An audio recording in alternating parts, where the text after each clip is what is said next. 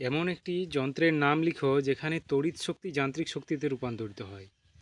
তা এরকম একটি যন্ত্র হলো বৈদ্যুতিক মোটর। বৈদ্যুতিক মোটরে তড়িৎ প্রবাহ দেওয়া হয়, এর ফলে গতিশক্তি পাই আমরা। গতিশক্তি যান্ত্রিক শক্তির ভাগ। যান্ত্রিক শক্তি বলতে গতিশক্তি এবং স্থিতিশক্তিকে বোঝায়। তাহলে বোঝা যাচ্ছে যে বৈদ্যুতিক মোটরে তড়িৎ শক্তি যান্ত্রিক শক্তিতে রূপান্তরিত হয়। ইউরেনিয়াম খনিতে কোন নিষ্ক্রিয় গ্যাস পাওয়া যায়? ইউরেনিয়াম খনিতে নিষ্ক্রিয় গ্যাসগুলোর আগে নাম শুনে নেওয়া যাক। উপর থেকে পর্যায় সারণীর যেটা একেবারে ডান পাশে 18 নম্বর শ্রেণী, তার মূলগুলোর নাম পরপর কি কি? হিলিয়াম, নিয়ন, আর্গন, ক্রিপ্টন, জেনন, রেডন। এখানে কোনো তেজস্ক্রিয় কণা যদি বিঘটন ঘটে, আলফা বিঘটন, বিটা বিঘটন, এই ধরনের তেজস্ক্রিয় রশ্মি বিঘটন ঘটে, তো আলফা কণা অ্যাকচুয়ালি হিলিয়ামের নিউক্লিয়াস।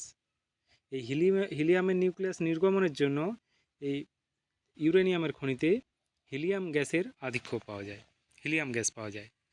হিলিয়ামের নিউক্লিয়াস কোনো কারণে বাইরের থেকে যদিও ইলেকট্রন লাভ করে, তাহলে হিলিয়ামের পরমাণুতে পরিণত হবে।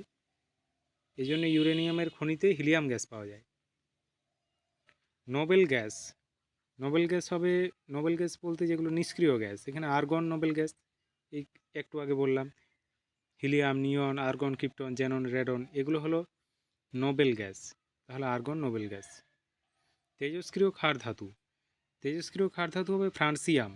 ক্ষার ধাতু শ্রেণীটা শুনে নেওয়া যাক।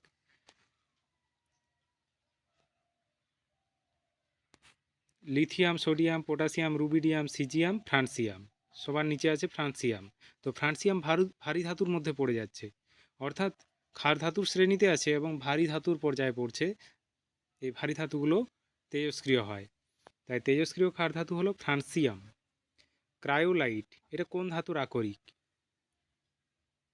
এখানে ক্রায়োলাইটের সংকেতেই দেওয়া আছে Na3Al_F6। অ্যালুমিনিয়াম নিষ্কাশন করা যেতে পারে এটা থেকে। কলঙ্কহীন ইস্পাতে থাকে ক্রোমিয়াম। ক্রোমিয়াম ধাতু মিশিয়ে লোহার সাথে ক্রোমিয়াম এবং তার সাথে উপযুক্ত পরিমাণে কার্বন মিশিয়ে কলঙ্কহীন ইস্পাত তৈরি করা হয়, অর্থাৎ ক্রোমিয়াম। সমযোজী ত্রিবন্ধনযুক্ত মৌলিক অণুর নাম লিখো। সমযোজী ত্রিবন্ধনযুক্ত মৌলিক অণু হলো নাইট্রোজেন। নাইট্রোজেনের গঠনটা একবার দেখে নিলেই বোঝা যাবে সমযোজী ত্রিবন্ধন রয়েছে কি না।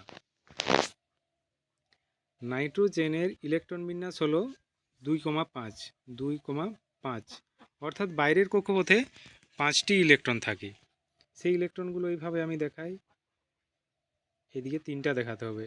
নাইট্রোজেন অণুর গঠন দেখানোর জন্য এইভাবে সাজাতে হবে 5টা ইলেকট্রনকে। এইবার বাম দিকের ইলেকট্রনটা, বাম দিকের নাইট্রোজেন পরমাণু ডান দিকের নাইট্রোজেন পরমাণুর 3টা ইলেকট্রনকে ব্যবহার করবে। আবার ডান দিকের নাইট্রোজেন পরমাণু বাম দিকের নাইট্রোজেন পরমাণুর 3টা ইলেকট্রনকে ব্যবহার করবে। অর্থাৎ এরা উভয়ই ব্যবহার করছে 3 জোড়া ইলেকট্রনকে, এই এক জোড়া, এই এক জোড়া, এই এক জোড়া। তাই এদের মধ্যে সমযোজী ত্রিবন্ধন গঠিত হবে। সমযোজী ত্রিবন্ধন গঠনটা দেখে নেওয়া যাক। সমযোজী ত্রিবন্ধন এইভাবে গঠিত হবে, 3 জোড়া ইলেকট্রন উভয় ব্যবহারের জন্য N ট্রিপল বন্ড N। তাহলে এটা একটা মৌলিক অণু এবং এদের মধ্যে সমযোজী ত্রিবন্ধন রয়েছে, তাই আমরা উত্তরটা পেয়ে গেলাম। সমযোজী ত্রিবন্ধনযুক্ত মৌলিক অণুর নাম হলো নাইট্রোজেন। নাম বলেছে মানে নাইট্রোজেন ভাষায় লিখবে, শুধু N2 লিখে ছেড়ে দিলে হবে না। পরের প্রশ্ন,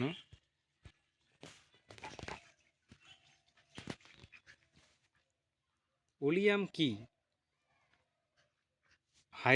সালফিউরিক অ্যাসিড প্রস্তুতির শেষের দিকের ধাপে ওলিয়াম তৈরি হয় এবং ওলিয়ামকে উপযুক্ত পরিমাণ জলের সাথে মিশিয়ে বিভিন্ন মাত্রার সালফিউরিক অ্যাসিড তৈরি করা হয়।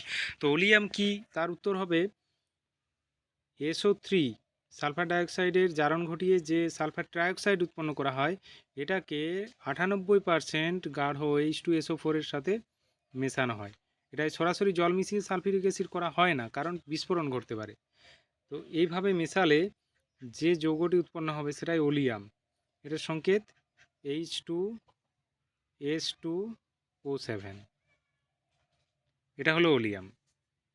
এটা গাঢ় সর্ষের তেলের মতো দেখতে। তাহলে বলতে হবে সালফার ট্রাইঅক্সাইডকে 98% গাঢ় সালফিউরিক অ্যাসিডের সাথে মিশিয়ে যে যৌগ পাওয়া যায় সেটা হলো H2S2O7, এটার নাম ওলিয়াম। ফেরিক ক্লোরাইডের জলীয় দ্রবণে অ্যামোনিয়া জলীয় দ্রবণ যোগ করলে যে অধক্ষেপ পড়ে তার সংকেত কি? ফেরিক ক্লোরাইড বিক্রিয়াটা করা যাক।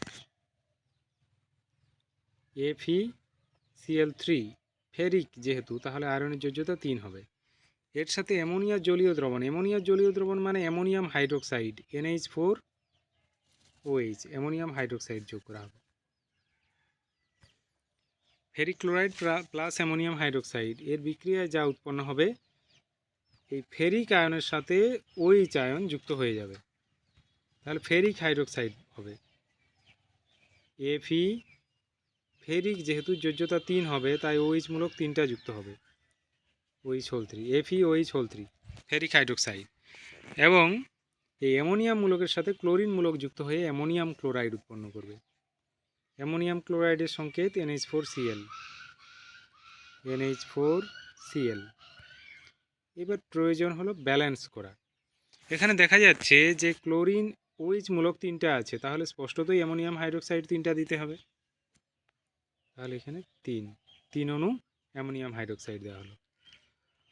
আর এখানে ক্লোরিন তো 3টা আছে বাম দিকে, তাহলে ডান দিকেও 3টা হবে। তাছাড়া অ্যামোনিয়াম মূলকও 3টা আছে, অর্থাৎ এখানে 3 দিলেই ব্যালেন্স হয়ে যাবে। দেখো, Fe পরমাণু একটা, ডান পক্ষেও Fe পরমাণু একটা। ক্লোরিন পরমাণু 3টা, ডান পক্ষে ক্লোরিন পরমাণু 3টা, কারণ NH4Cl রয়েছে 3 অণু। একটা অণুতে একটা ক্লোরিন পরমাণু, 3 অণুতে 3টা ক্লোরিন পরমাণু। অ্যামোনিয়াম মূলক 3টি রয়েছে, এই পক্ষেও অ্যামোনিয়াম মূলক 3টি আছে।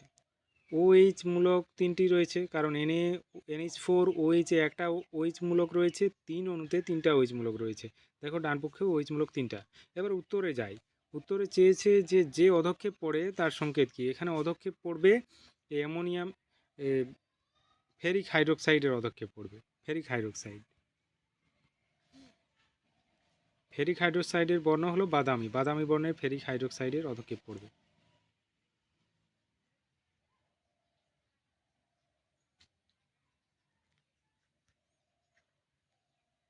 এটা মুছে ফেলা যাক। এবার তীব্র তড়িৎধনাত্মক ধাতুগুলিকে ড্যাশ পদ্ধতি দ্বারা নিষ্কাশন করা হয়। তীব্র তড়িৎধনাত্মক ধাতুগুলিকে তড়িৎ বিজারণ পদ্ধতি দ্বারা নিষ্কাশন করা হয়, অর্থাৎ তড়িৎ বিশ্লেষণকে কাজে লাগানো হয়।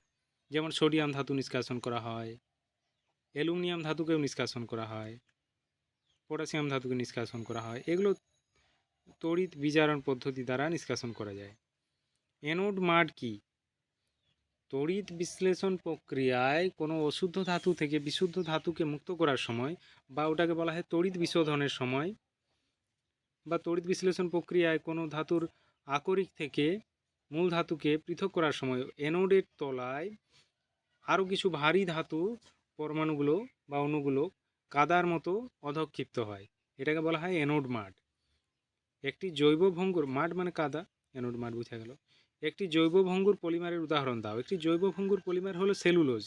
এটা প্রাকৃতিক পলিমারও বটে, আবার প্রকৃতিতে বিয়োজিত হয়ে যায়, মাটিতে পড়ে থাকলে জীবাণু ব্যাকটেরিয়ার দ্বারা বিয়োজিত হয়ে যায় এর উপাদানগুলিতে, তাই এটাকে জৈব ভঙ্গুর পলিমার বলা যায়। সেলুলোজ প্রোটিনও হবে,